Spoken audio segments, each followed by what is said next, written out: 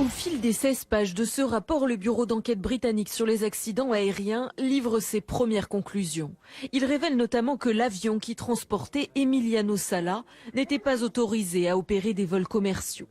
Aucune preuve ne montre qu'une telle autorisation a été réclamée ou accordée. La base sur laquelle le passager était transporté n'a pas encore été établie. Les enquêteurs indiquent que l'avion lourdement endommagé a été retrouvé en 3 morceaux. Ils ne livrent pas de piste d'explication pour l'accident, mais grâce aux informations radar, ils ont pu reconstituer le plan de vol. Ils évoquent une chute brutale dans les dernières minutes de la descente. L'appareil a heurté la mer violemment. Il a peut-être été brisé en plusieurs morceaux avant l'impact. Il manque encore des parties importantes de l'épave, ce qui pourrait indiquer une rupture en vol. Dans ce rapport, les enquêteurs s'intéressent aussi au pilote, David Ibbotson. Le pilote disposait bien d'une licence qui lui permettait de transporter des passagers.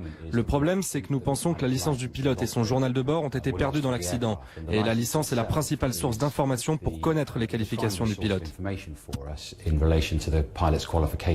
Les recherches pour retrouver le corps de David Ibbotson devraient reprendre cette semaine. Elles avaient été interrompues à cause des mauvaises conditions climatiques.